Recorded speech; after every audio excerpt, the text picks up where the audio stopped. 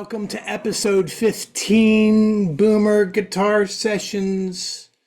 Today we talk about the history of the power chord. The power chord is kind of like the musical metaphor for everything that is cool about rock and roll. It is the reason we all started bands back in the day. It is what made it possible to sound cool in front of our friends.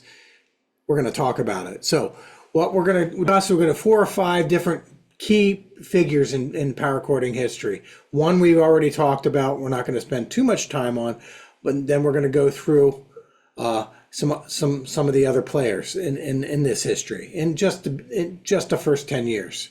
All right. So first, in what is a power chord? When we say a power chord, if you have an open chord that is like this,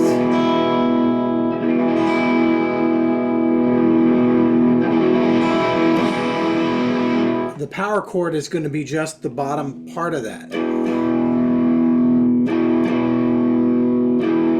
Okay, now this chord can be moved around, or you can play it just using open strings.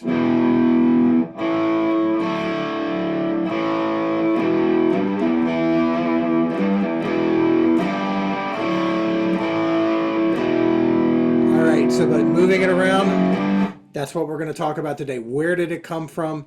First guy we want to check out, March 31st, 1958, Link Wray releases Rumble. We've already talked about Link Wray, but he is like the granddaddy of all things power chord, because what he did was he sliced the speaker that gave us the sound that made the power chord an important thing, a viable thing. We could write songs with that sound. It was the coolest thing ever. So with that said, that was March 31st, 1958. And he did it by slicing the speaker, which was a crazy act to begin with. Okay. 1964, February 9th. The Beatles weren't all about power chords. They were all about a lot of things, but they were vitally, vitally, vitally important because they got us all starting bands in our garages, and they started the dream. It's like everybody who saw the Beatles on Ed Sullivan in February 9th, 1964 will say, I wanted a guitar. And if their parents could afford a guitar, by the time the weekend came around, there were bands cropping up all over the United States. Anyway, I don't know about the world, but the Beatles were, and they signaled in America, they signaled what we call the British invasion.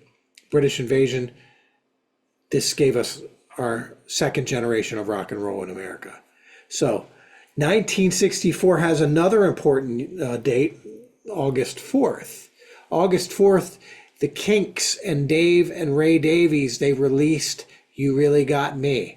Now this, I think, is the big bang of the power chord, because Rumble did not have power chords. He didn't.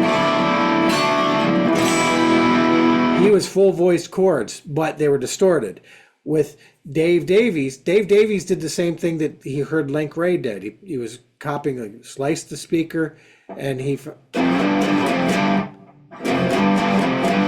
the riff itself can be a power chord.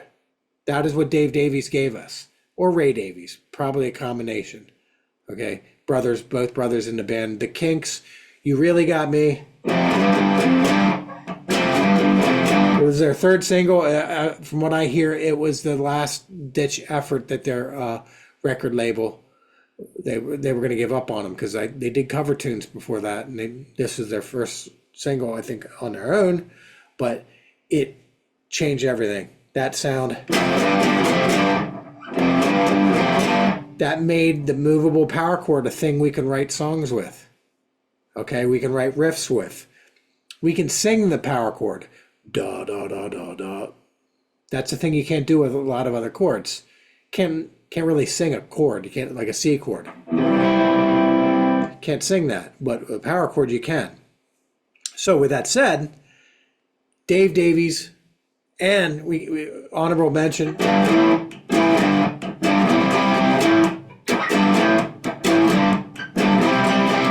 All Day and All Night. That's another important power chording first. Those two songs are like back to back. Those two songs vitally important. It shaped the way garage bands in America started forming up. Beatles were hard. You know, you couldn't do a lot of Beatles stuff because they could sing and they could harmonize and they could do some things that beginner guitar players couldn't do. So that power chord was really, that really helped establish the American garage band sound. So, okay, 1965, we're going to jump to The Who, My Generation. My Generation, we can't forget The Who.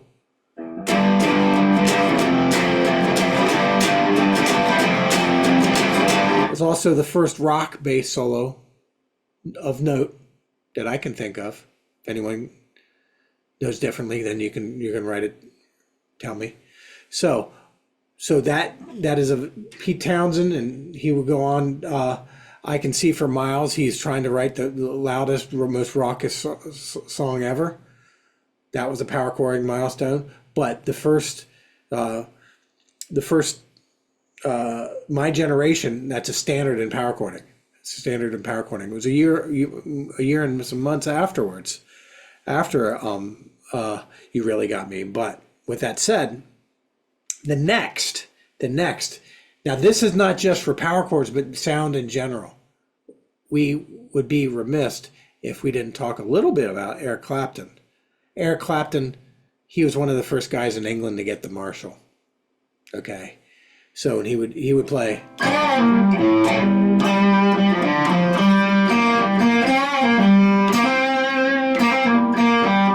That distorted sound.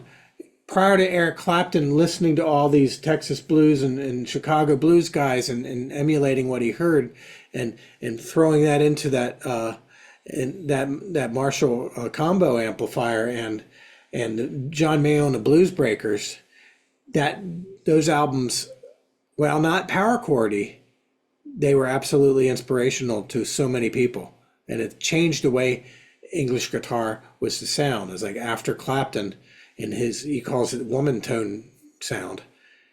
You didn't have the jangly guitars that the early Beatles and the Stones had, okay? And the lead guitar stuff, you didn't have that anymore. It was a different ball game. On the back of that was Jimi Hendrix. That Jimi Hendrix, May 12th, 1967, he blew the doors off of sound.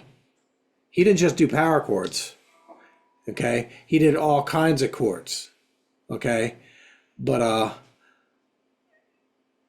the sounds that he made out of his guitar and what was possible, we didn't even have an idea of all the sound that could come out of this thing.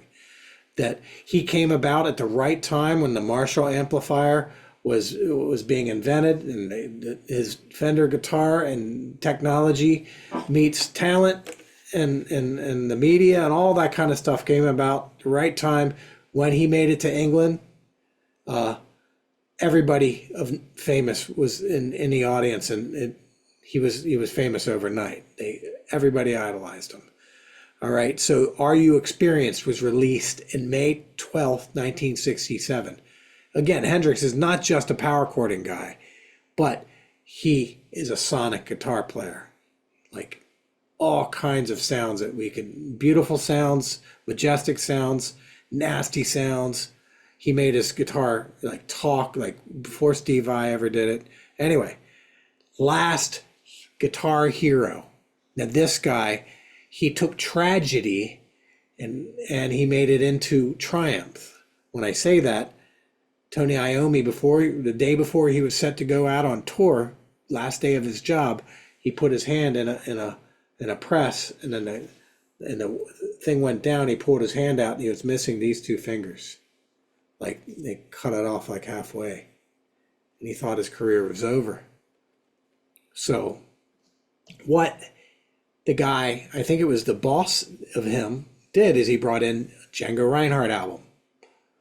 And Tony was probably rightly so feeling sorry for himself, what was going on in his mind, because he shaped his life around his music, and this is what I'm going to do for a living and all that kind of stuff. And this is my life. And okay, he thought it was over. Then he heard Django Reinhardt play all that amazing guitar with these two fingers, only these two fingers. Okay, so I have to believe that that inspired him to get back up. And it's like what a lot of what Tony Iommi did was a majority of what he did was with these two fingers, chord wise. Okay, your index and your pinky.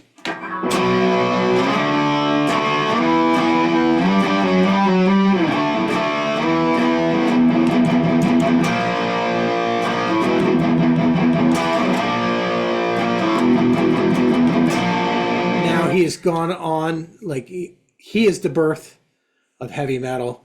He took what Davies did and took it up a notch, took his blues-based beginnings and blues-based, and he was into the Shadows and lots of blues guys, and everybody was into Clapton and John Mayall and Cream, and he took that and took it up a notch, and he wrote spooky music with power chords.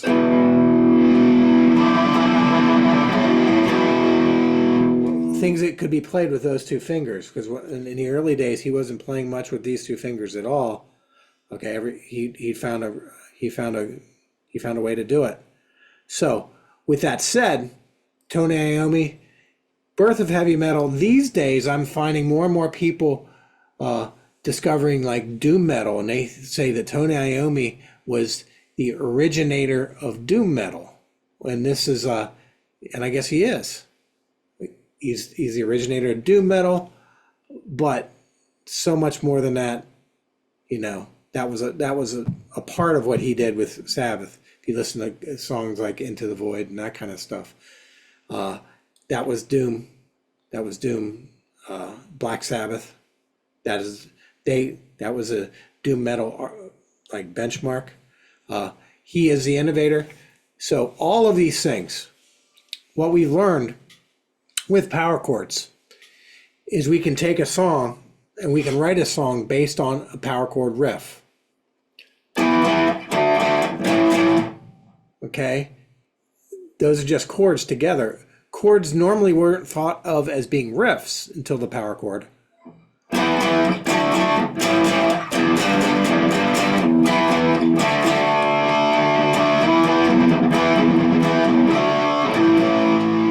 Without the power chord, you would not have had the Ramones, you would not have had the Sex Pistols, you would not have had punk rock, you would have not had the garage. That's for a future lesson. Like, what is the garage movement in America? Okay, we hinted about it. You would not have had any of those things without the invention of distortion and amplifiers and the power chord and an in-tune guitar. So guitar tuners are probably a good thing too. So anyway, this is Rod. This is episode 15. If you have any questions, any comments about the history of power chording and rock guitar, any kind of guitar, just contact me. All right. So anyway, share, like, subscribe. Remember that you can do this. I appreciate you, and I'll see you next time.